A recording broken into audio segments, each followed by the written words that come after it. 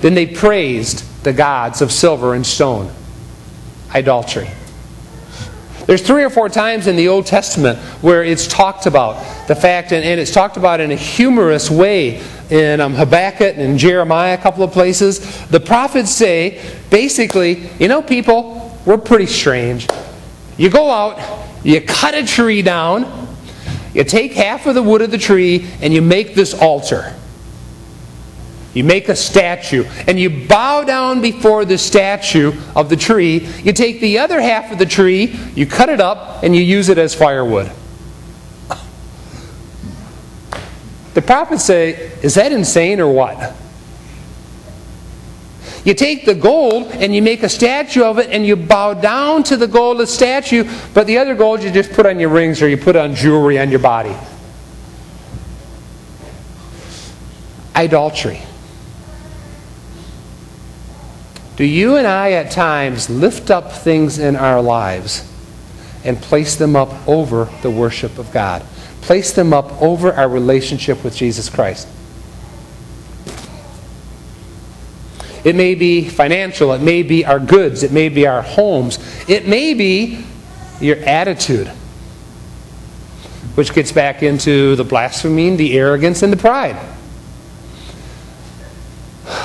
Daniel goes on and says, but you did not honor the God who holds in His hand your life. A hard heart. An unresponsive heart. It is interesting the fact that statistically most people, when they become a Christian, it's more within their elementary years, junior high years.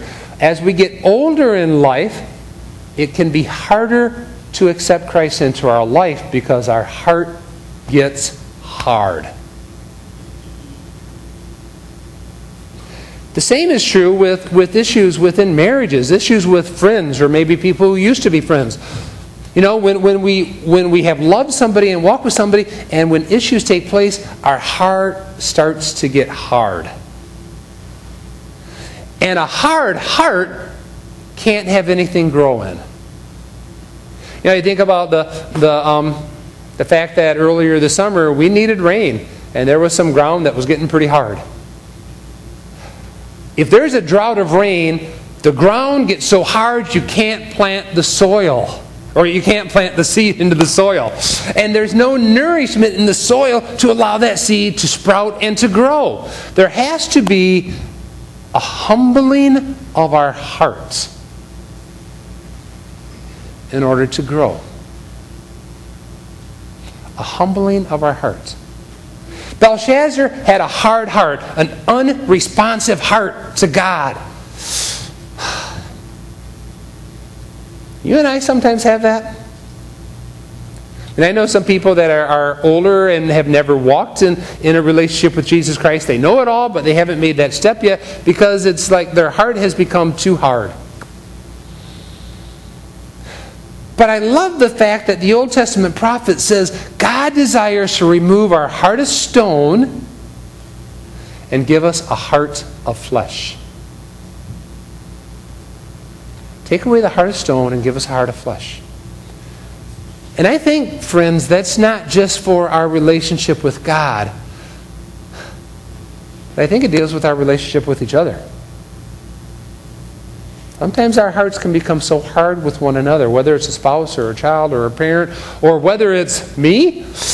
I know some people have left this church because they've been upset with me. Get a hard heart. And when we have that hard heart, we cannot, or God does not allow things to grow in our life. We need to have that heart removed out of us, that hardness, and have a heart of humility. I know I've said it 100 times, but the word humility, or to be humble, comes from the Latin word. What? Humus. What? Humus. Humus. Humus.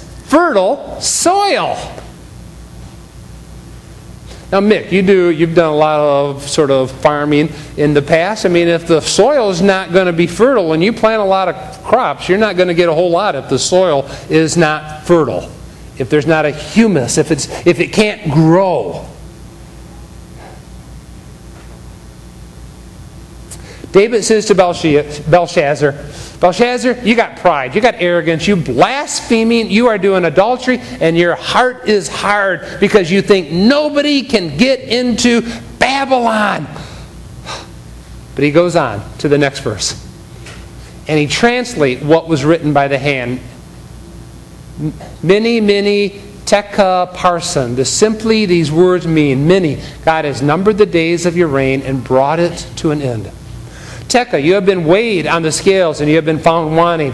Puris, your kingdom is divided and will be given to the Medes and the Persians. Then at Belshazzar's command, Daniel was clothed in purple, gold chain put around his neck, and he was proclaimed the third highest in the kingdom. And did it really matter? Not at all.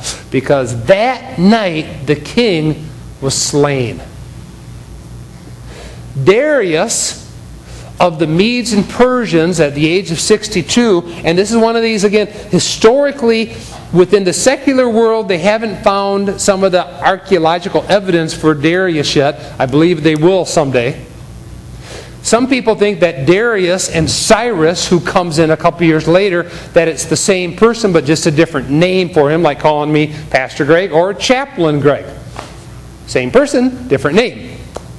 Darius comes in and takes over the kingdom. They came in through the river. They diverted the water and came in through the river. Babylon thought they were safe, but they weren't. With all of this, I want us to just look at our own life.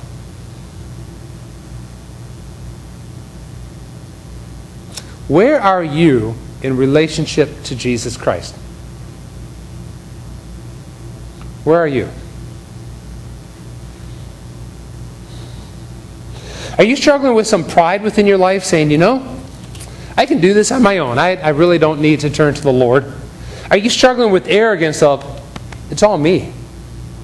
Wow, look at how good I am. And the fact that, I can't tell you how often I've heard people say, well, this person's okay in their relationship because they're a good person.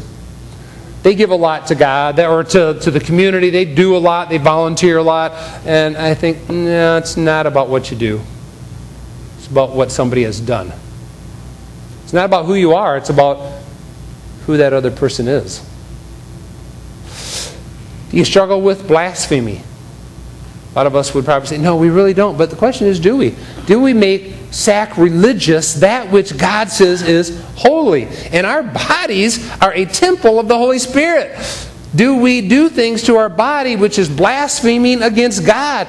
Maybe it's what we take in. Maybe it's the hardness of our heart, which gets down to the unresponsive heart. Maybe that's what we're struggling with.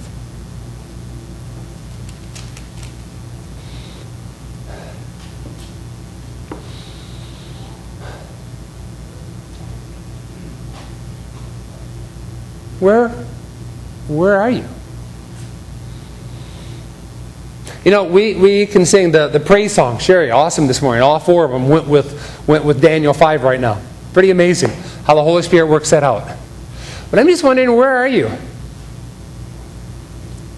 Don't need you to respond verbally, but just within your mind. Where are you with your own pride? Have you been willing to give it up to God, or do you want to keep it yourself? Where are you with your arrogance? Saying, I'm better than those people are. God's going to love me. No, we're all in the same playing field. Where are you with adultery, of the fact that we are called to honor God, not false gods? Where are you with the hardness of heart? An unresponsive heart. And you see, the unresponsive heart is interesting to me because if our heart is open to God and there's a heart of flesh to God, there's going to be a heart of flesh to each other. Those two go hand in hand. We can't be worshiping God and saying, God, here I am. Here I am to worship. Here I am to bow down. Here I am to say that you are my God. But then when we walk out of this place,